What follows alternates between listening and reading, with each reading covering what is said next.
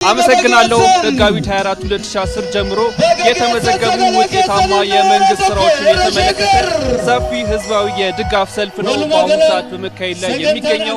አሁን በምንገኝበት የኦሮሚያ ክልል አስተዳደር በኦሮሚያ ክልል የሸገር ከተማ አስተዳደር ማለት ነው በሰበታ ስቴዲየም ነው። በዚህ ከተለያየ የከተማዋ ክፍል የተውጣጡ በርካታ ነዋሪዎች በተገኙበት ይህ የድጋፍ ሰልፍ ነው በመካሄድ ላይ የሚገኘው። በዚህም በተለይ በሸገር ከተማ ከሚገኙ የቆየ ፈጪ ደግሞ የቡራዩ ጨምሮ በርካታ የከተማ ክፍሎች በተገኙበት ነው ይህ የድጋፍ ሰልፍ በመካሄድ ላይ የሚገኘው።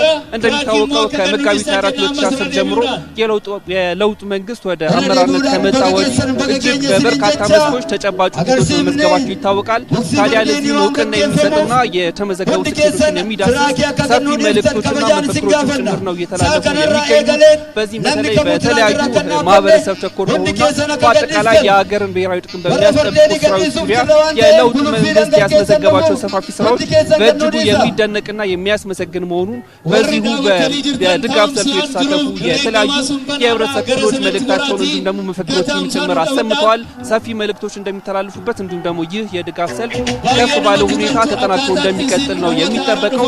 ታዲያ እኛም በቃኘነው ሰልፍ ከሌሊት ከ11 ሰዓት ጀምሮ እጅግ ሙሉ ስቴዲየሙን በሞላ ማለት በሚቻል ሁኔታ እጅግ በጣም በርካታ የህብረተሰብ ክፍል እጅግ ደማቅ በሆነ ድባብ የለውጡ መንግስት ላስመዘገባቸው ስኬቶች እውቅና እየሰጠ ቀጣይም ለሚኖሩ የልማት ስራዎች አብሮነቱን እንደሚያሳይ ጭምር በተግባር ያረጋገጠበት ልዩ የድጋፍ መርሃ ግብር ነው ማለት ይቻላል።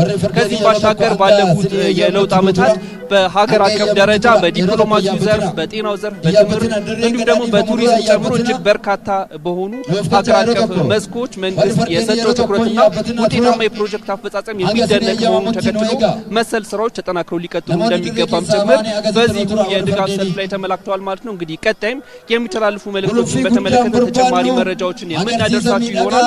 ለአሁኑ ያለኝ መረጃ ይህን ይመስላል። ወደ እናንተ እንመለስ።